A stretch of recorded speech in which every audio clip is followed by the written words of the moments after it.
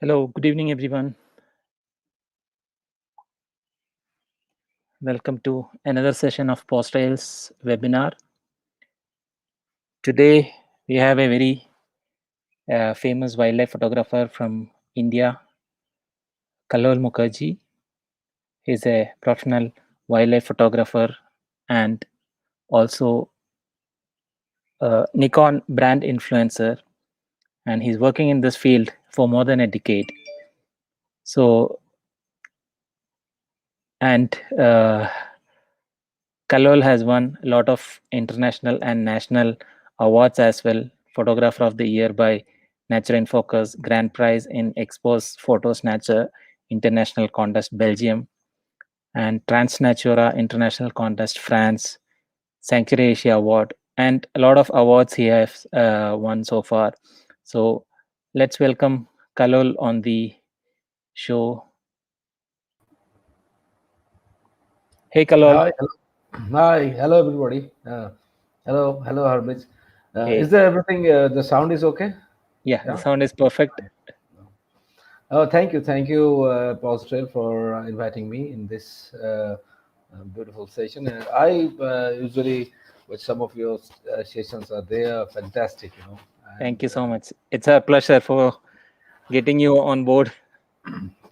it's my pleasure too. Yeah, Uh, so I have given a small introduction. Apart from that, we would like to hear from you as well.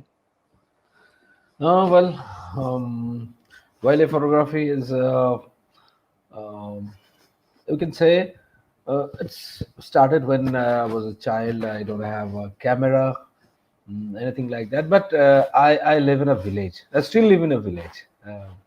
Okay. So, uh, so that childhood memories, those greenery, those beautiful mango garden, the bamboo garden, and all those things. When I came back from school, uh, I found lots of butterflies and birds and all those things.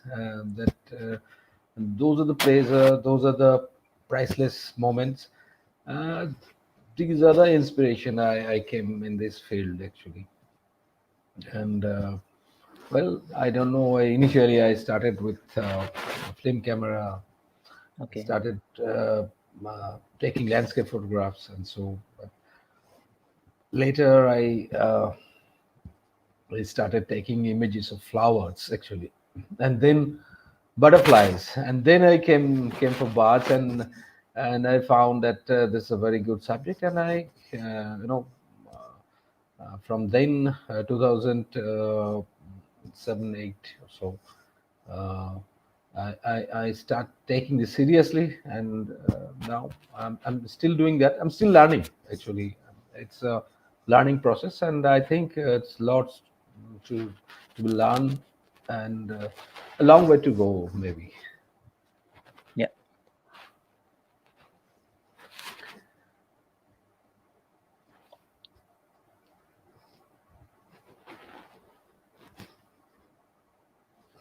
Okay. So, shall we start with the presentation? Yeah, if you said so, okay, fine. Let's see. As I was talking about my village and the old school photography concept, I'll start with some images of my surroundings, and then Okay. and most of the time nowadays I photograph birds in the mountains, in the Himalayas, northeast areas Okay. of India. Those are the favorite places of mine. 2 days ago, in Nikon workshop, someone asked me, "What is your most favorite place for birding or for photographing?" I said that the uh, most inexpensive places are the most favorite of mine, because I want to went back from last 7 8 years. I There's a places, but I Okay. went back again and again and again, and I'll show you why some images are Yeah. there, which so I start with my village images, you can say. The images I took Uh, from uh, can we from. can we yeah, yeah, we can share it. Okay.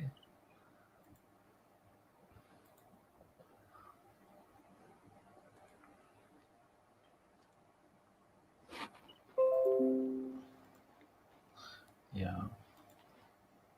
Yes. Yeah. So this is a very simple image. Um,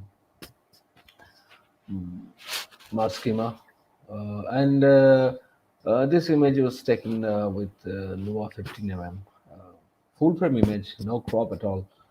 And this is the beauty of living in a village. You can find this mm, coxcomb flowers after monsoon, and everywhere they are everywhere, and then you will find life on depending upon these coxcomb and other small wildflowers, and you have lots and lots of opportunity to do photographing like this. And in this kind of image, you but you have that should be in your mind that the foreground is interesting, so the background should be interesting. If totally white sky would not compensate this kind of images, because the color mm, and the background, everything is compensating each other. Yeah, yeah. So we should keep in mind. And this is a very old image. I took these images in 2013, 14. Full frame images. It's no crop at all. And I took this image with 1855 kit lens. Okay. I love to use kit lenses and Mm-hmm. next lenses, because they can be there are two plus point for using this kind of lenses. First of all, they are inexpensive. So if anything happens, when you work in this kind of fields, uh, there are marts, the rain will be there. So inexpensive lens is very handy, and this type of lenses can be, I used to put one lens in my bag always. So this Okay. from 1855, Uh-huh. and another one. This is from 1530 uh, of Tabron. I took this image. So this is actually a behavior of small birds like Prinia and the grassland birds. Uh, this nest is a abundant nest of black-breasted weaver, and when they fly away from their nest. Uh, so small birds use this kind of nest for a place to Okay. be there. So this is a plain prinia and Yeah. flying over this nest. In this kind of images, we can create images like this with remote shutter and other equipments. Not a very complex thing, but you have to think about the frame fast, because it's not uh, mm, you know when you are holding your camera, you can adjust the frame, you can adjust the other aspects, other which way you will took the images. So but in this type of images, you have to predetermine your frame, and then you have to take a chance, and it's not mm, most of the time you have to wait a long time. Maybe it's 2 3 days after that you will get a shot like this. So should try different things. And this is also taken just outside my home. uh, Fireflies, one of my Beautiful picture. and this is also a full frame image. I just but I see it is a little bit of light painting in those bamboo Yeah. leaves, which actually compensate the uh, images. The darkness is the main aspect of this image. and Mm-hmm. in between those darkness, you have to find the light. I used to I try to use only 2 3 colors in this image. So uh, this image taken from just outside my home. So this Okay. kind of if you look around our neighborhood, we may found some interesting subjects like this. Um, this is also as a, also a very old image, and I found it for you. And in this image, use the natural light. When it's about sunset or sunrise, the light is diffused, and that time you can use the light. If you use the light wisely, you can create this kind of images. You can have a really good perspective of that particular like sunset or sunrise, because if the light will be too harsh, then this kind of images is not possible, because the background is in a different exposure, the foreground is in a different exposure, so you must have to use external flash. But the mm, you can say the key of the images like this is your idea about flash, your idea about external light, how much light you will use. This is a very small subject. If you Mm-hmm. use you know more than which is required, then the entire image will not be like this. This there should be a mm, matching between the background light and the foreground light. So this images can be done in just outside my home, and it was in 2015 or 16 like this. Okay. And this is the image we were using actually. This is also Yeah. taken from outside my home. Just look at the upper wings of this pied paddy schema. This is a and Yeah. the reflection of the sun actually creating a different color in the upper wings. Uh, Normally the wings is clear, just clear like this, the where the sun is, but the upper wing actually the refraction of sun actually creating this. So uh, every image it should tell a story. The story can be small or story can be a long story, but without a story it's very difficult to present the images to your viewers. This can be done with a close shot, like Yeah. this full frame images. The close shot can be Oh. a nice one, but this actually killing the story that the entire when it was represent like this. So Mm-hmm. we should think about that. That how much element we should add, or the element will help you to create your story. Sometimes the story can be Yeah. the behavioral, or sometimes it's the only the light can be a story. Sometimes the habitat can be a story, or sometimes the texture can be a story. So it's up to you how you will tell the story, but the story must be there. Story should be there.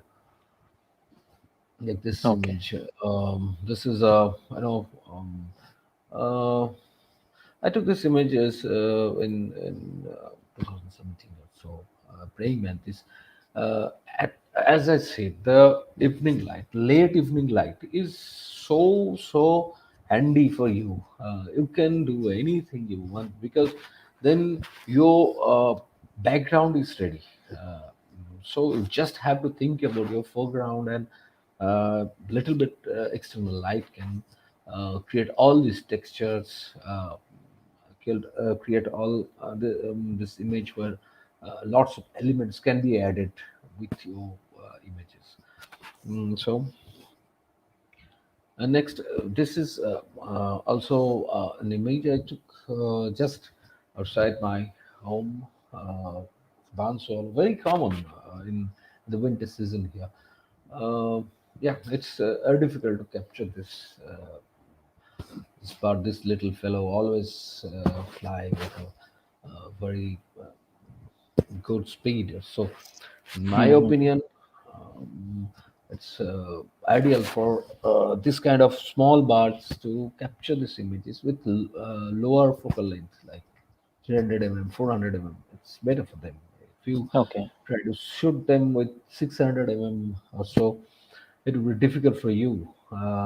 And uh, you know, shooting barn swallow or swift or small birds mm, is many people stop trying shooting them because they are so fast in the air that most of the shots are they usually missed. But I can tell you that if you practicing on these kind of small birds, then it will be very helpful for you to get flight shot for bigger birds, bigger subjects. Okay. Because this is a very common subject and can be found just outside our home. So we can go there for half an hour and took say 200 shots or so. So and then we found that none of the shot is correct. So we deleted them and then we came back, uh, go to the field next day and start again. So this is how you will find that what will be the predictable path of this kind of small birds, and finally you will learn how to capture this the shot of small birds. Okay. This image also taken from my home garden. Actually, we had a small garden and lots of birds used to come there. My two daughters, they used to shoot those birds, dusky warbler, and this is actually migratory bird. They came to my garden. And as you have a small garden where lots of flowers are there, so you can arrange those flowers where bird bath will be there. So you may find some good composition in your home. So This this is also with small lens. no, not small lens. Actually, I this taken with 300 mm for Okay. only, and 300 mm is a very handy. 7200 and 300 mm for these two lenses are very handy. You can use Yeah. them with in most of the places. And this is not actually just outside my home, but it's near my home. It's one of my favorite images because sometimes when you think that what is the image which you took, that it will be difficult for you to retake the image again. This kind of images is difficult to retake because I took this image in 1 by 40, a slow shutter image. The fraction of Mhm. second, the image, the bird, and then his head and the beak and everything was in sharp, but the tail and the wings are blurred. The Yeah. motion blurs are there. This was a verified finalist of HIPA a couple of Ah, years ago, okay. and it's very difficult to get this kind of image, sharp image, but on the same time using the blurry effect with slow shutter. Still, if we try this kind of images, it can be very good. It can help you improve your composition skill. Yeah. This is also a slow shutter image with I from my home outside my home I came to the wetlands, you can say. These are wetland birds whisker tern. I use 1 by 30 shutter speed with this, and I love this image maybe because all the colors of our national flags are there, although they are arranged in a exact way, but the colors are there. Yeah. So So this is a common bird, in biscuit town is a very common bird. So if you try this kind of things, I mean slow shutter panning, you should try with you know in with common birds, common subjects. Otherwise, if you try this with a satire tragopan, it's a very rare bird. Then you'll miss the shot and you'll not be happy. So, and in this case, as this is a common bird, you can shoot again and again and again, and you'll understand that what should be your hand position, what should be Yeah. your you know the way you should take this kind of image. There's a chance of repetition. So, and this is another shot. It's very difficult to reproduct again. For me, I took 3 days. An entire 3 days we tried this slow shutter images. Is also taken with 1 by 30 shutter speed. And this image actually female merganser image, and this dark actually is in the center of if you use the golden ratio, Yeah. the dark is in the spot where the golden ratio starts. So this Okay. image actually you know uh, created with golden ratio. It's not very easy task for me actually. Still, the only 1 or 2 images I had which Okay. actually compensate this golden ratio rule. Well, and well, Oh. after in this wetland, you can find this kind of images. Although I'm not very happy with this image because this image is cropped around 40% crop was there. You can see the right side. There is a abstraction. This abstraction was there in the bottom of the image too. I don't like to crop image. Mm. This 40% crop means it's too much crop. Still, the moment is good. That's why, and the image is printable. Already, it has printed in Bud Photographer of the Year. It was highly commented image in the Bud Photographer of the Year Okay. last year. So it's very much printable, and double spread print can be done. Still, I need an image which can be printed. I hope someday I will capture this image and with zero crop so that I can print that in my entire wall. And yeah, you can experiment with different lenses like this. So most of them are whiskey turn, and some great intermediate grades were also there. This image was taken with GoPro. GoPro is a very Oh. handy thing. Yeah.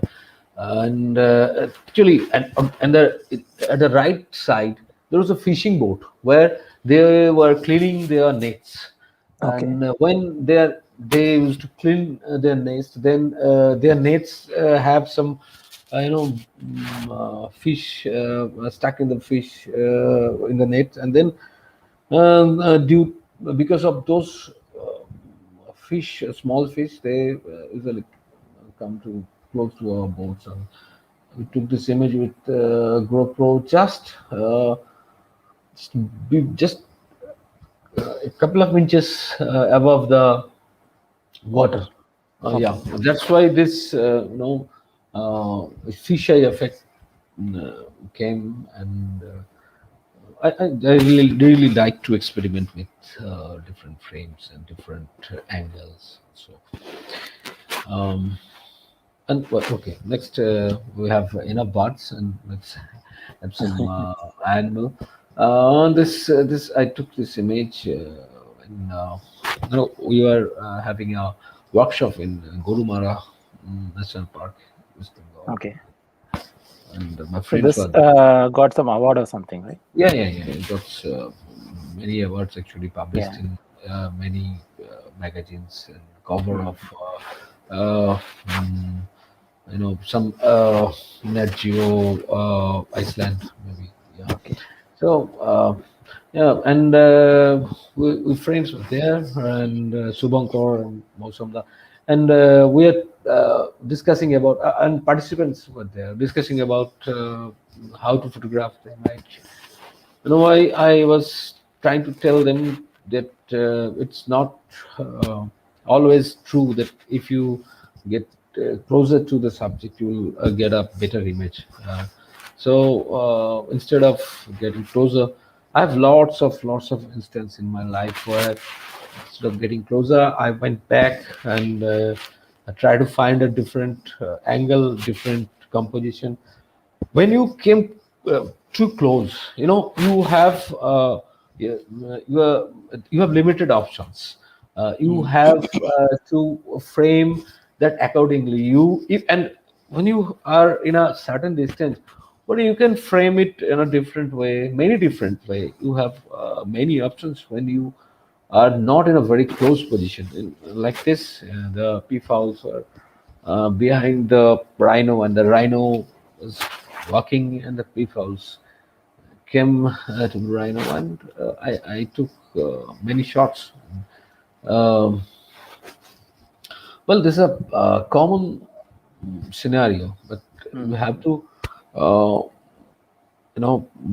pre-visualize that. That is the key in most of the cases. If you can pre-visualize a frame, then Yeah. the task will be easier for you. Okay. And next, I took these images last February with two of my friends were there in Kajiranga. These are hog deers, and this is a full frame image, 7200, no crop at all, and it can be printed in a very, very large size. I love the way the rendering of the flowers and everything is there. Yeah. If we can just zoom in, say, what is the detail, and so if you can understand how much detail is there. So it is very Yeah. necessary to uh, keep the detail for this kind of images uh, mm, with the arrangement of the color, with the way you want to fill the frame. All these True. things does matter actually, Yes. for Yes. me at least. This is also taken from Kaziranga. Uh, Crested serpent eagle, a very common subject.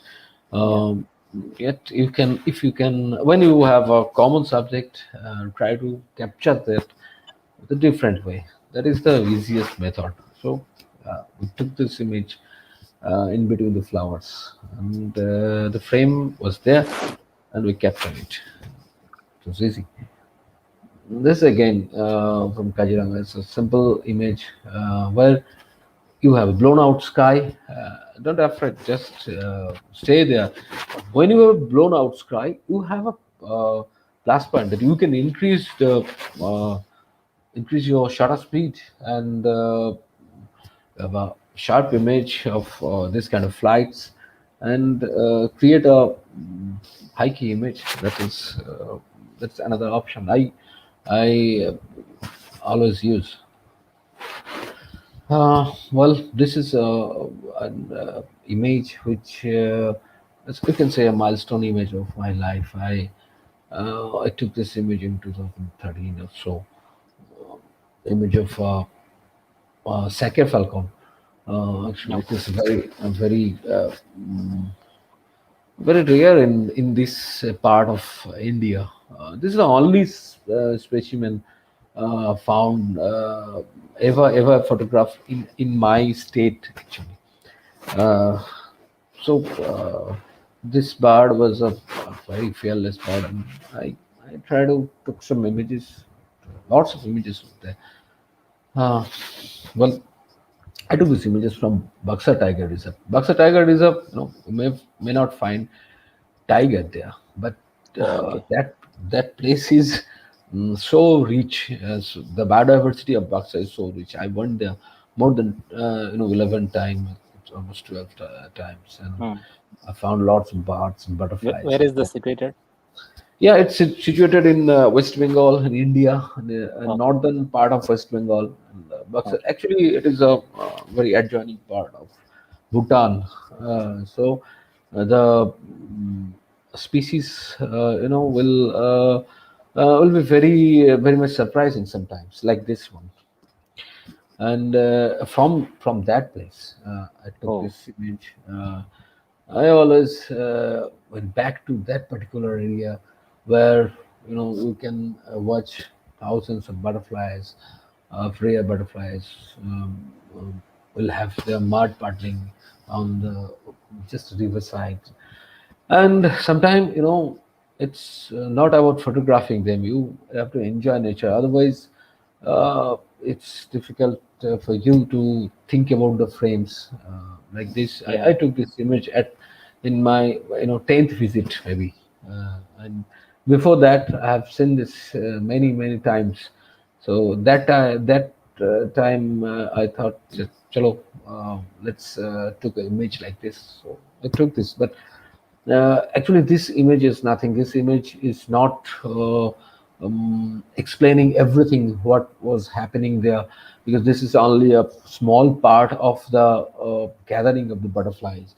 Think about 10 another images on the five on your right, left, five on your left, and you may have some idea how much butterflies are there and how beautiful it will be when hundreds of butterflies will fly and they sit and the colors will fly. So you have to feel that, and then only it's and this orange oak leaf is flying over other butterflies. This is also taken from that particular area. And butterflies are all about colors. So you have to think about how you maintain your frame, how and where you should put the different colors in your frames. So that is very important for butterflies. There's also an image of that area, but you have to go further. Taken with a wide angle lens and How do Great you Nawab. go so close to the butterflies? Yeah, that's a different question. Actually, if we uh, if we increase the image, you can see these bees are there. So, Yeah. what I did actually, uh, I dig a small hole, I put my camera there, and I just lied down. I had my only my it was on the live view, and I had my finger on the shutter only, Okay. and if you can lie down there for initially when you will set your camera there, all the butterflies will fly, but they will come back Mm-hmm. within 15-20 minutes. So you have to lie down there and stay there still, and they will come back and they will start paddling naturally. Then and when they are they used to paddle, they will walk along this area, small area, 2-3 feet area, and so you will have your opportunity. And most of the time I used to sit in infinity focus, Okay. and sometimes because it will be very difficult. I took this image with a manual lens. It will be very difficult for you to set the focus, because when you raise your hand, the butterfly may fly. But in this case, they gave me some opportunity. I slowly raised my hand towards the focus ring, and I all tried to get a 1:1 shot. This is an absolutely uncropped image. Okay. This So, I and took what is the focal length you said? 15 mm, 15 Okay. lower, and this is the magic of 15 lower. You can if you can get closer, And if you have idea about in which focal length you will get which shot, because the moment you took the shot, that is your final frame. You cannot crop that, you cannot change that. This is what you get, because who will try to decrease the details of the Yeah. yeah, I took this image with 850 and lower 50 and you can cut this butterfly and put it only this area, and then it will be printable. And if Uh-huh. you yeah, this whole thing, this is also printable. So this should be the So it's taken detail. in D850. Yeah, take 850. I love that particular 46 megapixel sensor. Yeah. Well, and this is sometime you need to create some abstract images, just uh, the couple of wings of Paris peacock, and this way you can express your creativity differently. Well, let's enough butterflies. Let's come to the some hill birds also. Well, this is taken from the Himalayas, in Sikkim. Fatal sandbirds are there. Two males are there, and sometimes they start fighting for a particular position, because the nesting time, only in the nesting time, their tails will be that big. I took this image from Sikkim. But in that, as I said, is that one should go to a particular place again and again and again. Then only he can explore the different species, or then only he can have the liberty to get a different kind of frames or so. Like this, I know where they will live. I know where in the which time of the day they will come. So I capture this after my maybe third, fourth visit of that place. And this green finch is also very common in Himachal Pradesh, and so uh, in between the apple orchards, you may find lots of sunflower, and then these dried sunflowers are the seeds. They eat the seeds. So when you find a flock of greenfinch, you should know that there should be some sunflowers, and if there will be some sunflowers, you can go as close as as close as possible, because they won't care. They will start feeding, start eating. Uh, this is also taken from Himachal Pradesh. I think this is a banded Cooper, and very small butterfly. These flowers are wildflowers. I love wildflowers. I have lots of works. Maybe we can have a session only with wildflowers. So this butterfly is so small. It's just size of your nail, actually. Uh, When and you compare it with the flowers, you can understand that.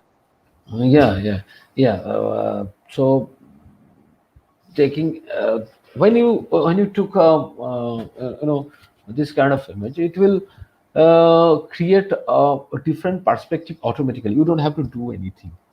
Yeah. When you are showing your viewers a small subject in in this manner, kind of half wide angle, half macro. So what I want to say is, you have to think differently. You have to uh, you don't have to maintain a specific path. You have to break the rules of third and the golden ratio. All these rules are meant to be broken. You broke those rules and Mm. create something different. That is what I do best in my career. Okay. This is a monal, and as I said, my fourth or fifth visit, I took this image, same area. When I know where and when this bird will back to its nest, and at the in the early morning light. It's just it was just sunlight was coming from another Mm-hmm. mountain to another, and the lower area is still dark. Only the right corner is lighted again. This was also printed and was a finalist in Bud Photographer of the Year, and I Okay. love this image because it is the result of your no, 3, 4, 5 visits. And you have to understand Mm. the place, you have to understand the subject, and then only you can capture this. You have to understand the settings This, also. yeah, yeah. The settings will be is easy to understand, but the two things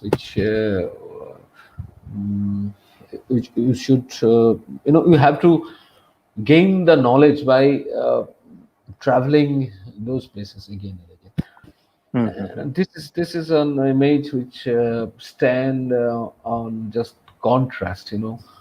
It's a color image, Yeah. but it's not a black and white image. But it's looks like a black and white image. But it's a small winter rain on the right side. It's almost a Mm-hmm.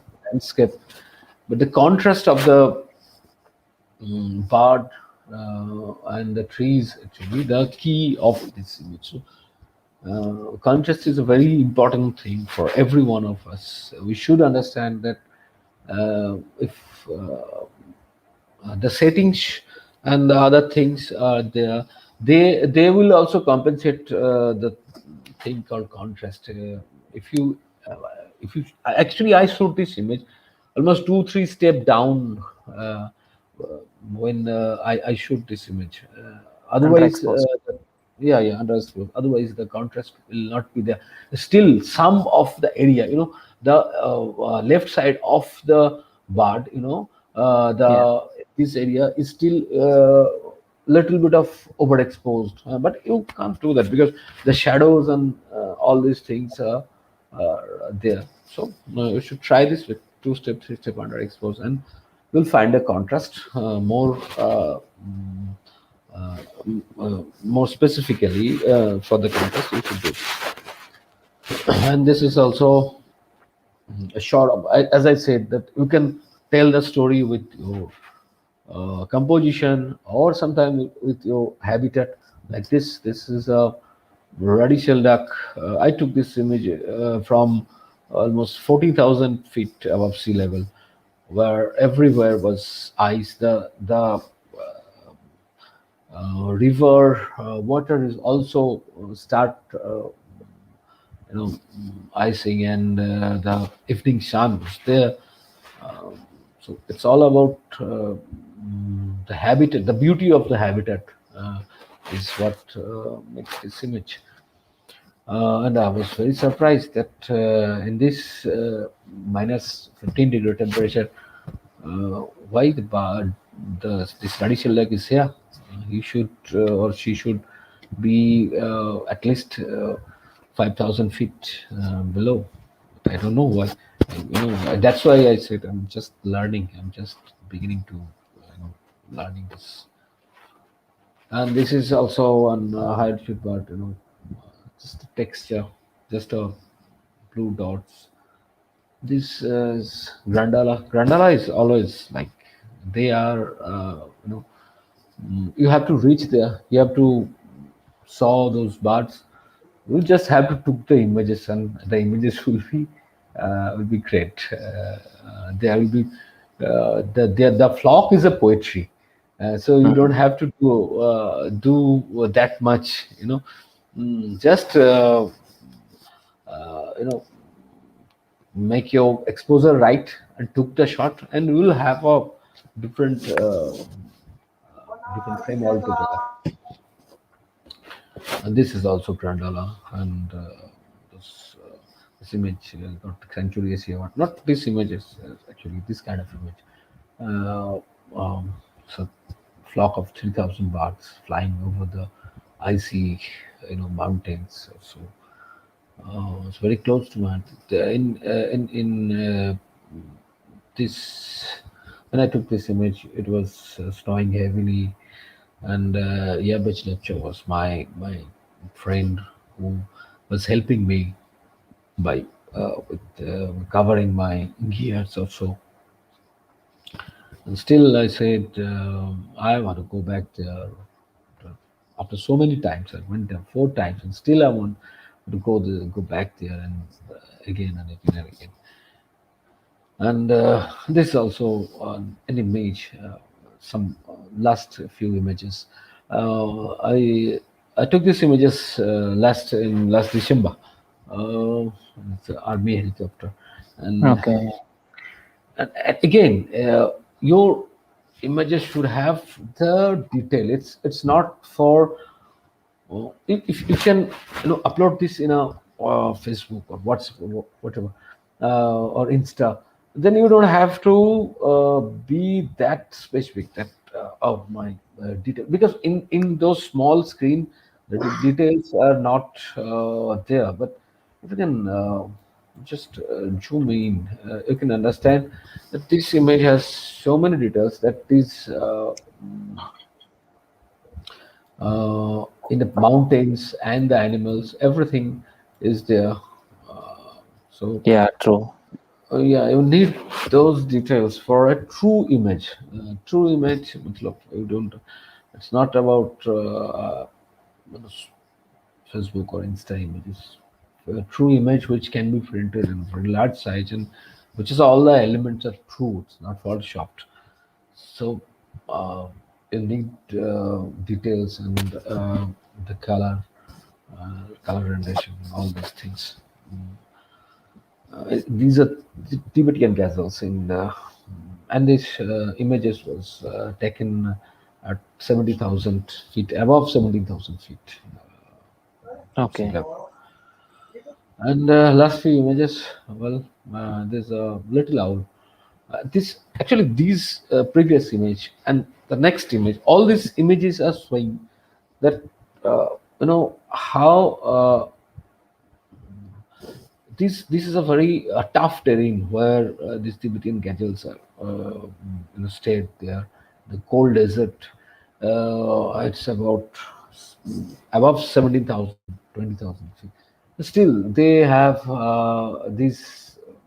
I should not say disturbance, but this they have a human interference in their area too. And this is also a little owl, which is a very a real owl in this part of in this part of the world. In India, it's not very common. You can found it in very high altitude, like 80,000 feet or so in Ladakh and in Sikkim, some part of Sikkim. You Okay. can find that. So this is also the road is behind this small owl, the daylight, showing that we are actually sharing their space. But did we are sharing our space to them? No, I don't think so. I tried in my home, in my garden. But if everybody should try to give them access in our space too, because we are uh, going into their space and their space is squeezing. This is also a shot from Panchachuli range, which is Uttarakhand, and griffon vultures were there flying over the snow-capped peaks. I always love to have this kind of wide shot where uh, the story is there, the scenario, the two different color of the mountain is there. You have to think about the image, the clouds. You should I what I can advise you should add as many as object or subject in your frame. That would be better. Let the viewers find which is the main subject, but it should add more elements. This is my last image, and this is how animals are sharing their own space. This cranes are flying, the black bucks were there. they are living together, the harmony of life. But this is what we need today, this harmony of life. That is why we can save this world, we can save this fantastic biodiversity we have. We're so lucky to have this planet, and so we should think about that. Well, uh, that's it, I can say. Yeah, that was Yeah. an amazing session, Kallol. No, thanks. Thank you. Thank you for sharing those amazing pictures. Like it's altogether a different perspective of pictures that you have shown today. Thank you. Thank you. Thank you. Well, do you have any questions from anyone of? We have a lot of comments, but no much questions. I asked in between Okay. whatever questions I got. Yeah, Okay. Okay. Okay. yeah. Okay. So yeah, thank you so much for sharing your Okay. knowledge and your Thank you. Thank experience. you. Thank you. Thank Thank you you. so much Yeah, for inviting me. All the best and take care. yeah, Thanks. sure. Thank you so much. One Oh, last sure. question. Sure. Sure. Sure. Sure. Sure. Sure. Do you mostly use infinity as the focus point? Focus point? No, it's actually it's, as per your requirements. Sometime it's for most of the time for wide angle perspectives, but not for long lenses also. Okay. Okay. I think that question is for the close range. Yeah. Yeah. Not infinite. When you have a lens like Lua 15 mm also, and Yeah. you are taking images of small objects like butterflies or damselflies, they will whenever they will shift their position, uh, your images will be out of focus because they can be very close to your lens, and sometime if Yeah. you have infinity focus and you have all those things in your frame, everything is in focus, but still they are far away from your lens, then you have to crop that, otherwise your story will not be there. So Yeah. if you want to take a close shot with the subject like butterfly and flies, the close, then you have to think about differently. You have to take those shots manually. I used to take all those shots manually, but yes, infinity focus can be very helpful when there is a fixed subject, like like a hole where owl usually come, Yeah. usually stayed. So the focus point will be fixed, so you can use infinity focus there. So this kind of things, and a particular patch where the bird will be there, so you can use infinity focus, and you will have a shot for that kind of images. Okay. And one more question: which lens do you usually carry during your expeditions? Well, in the mount, it's very difficult to say because it's depending upon where you are going. If you are in places like Kaziranga, where big five are there, tigers were there, and Yeah. others, rhinos. One lens I should carry, that is 70-200 2.8. You must have that lens. Mm.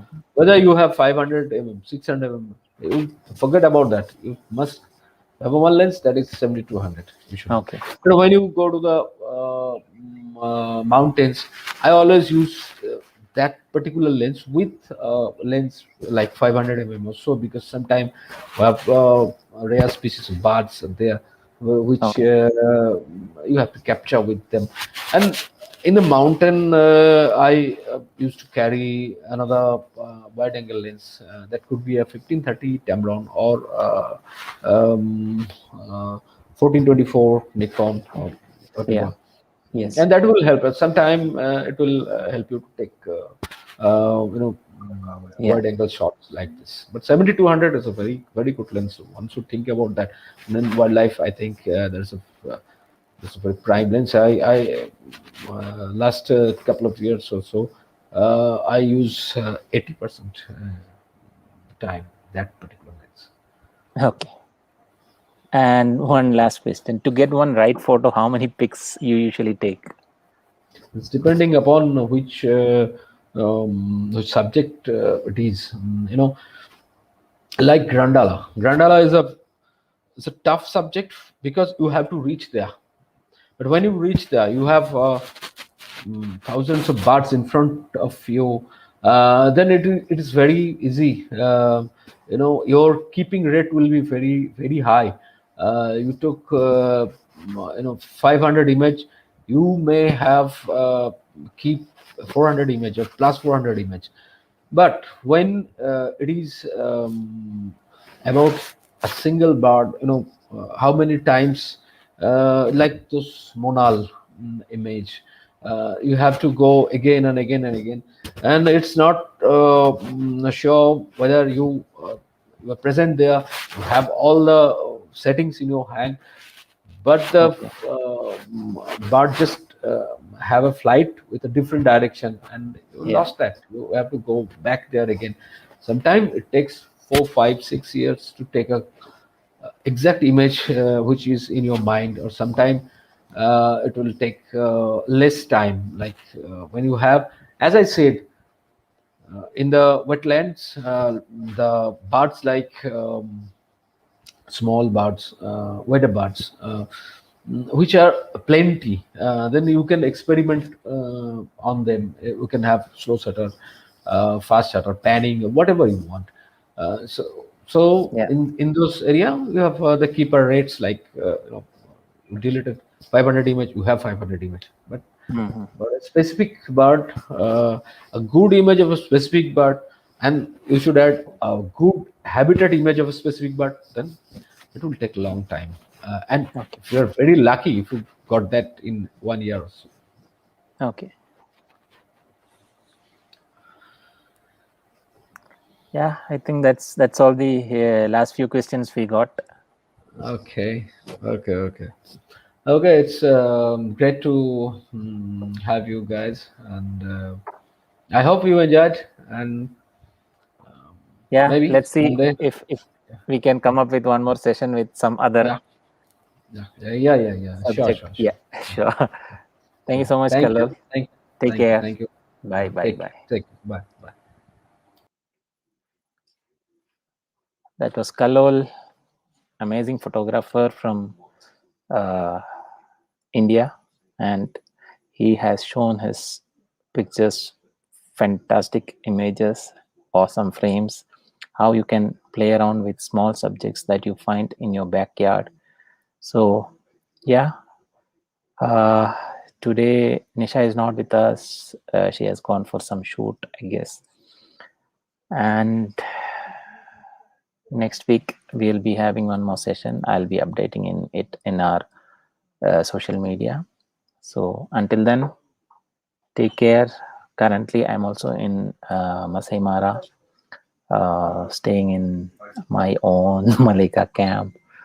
So yeah, that's why you are seeing a lot of dark and noises around. Okay, guys. So see you soon with another session. Until then, take care. Oh, hello. How are you?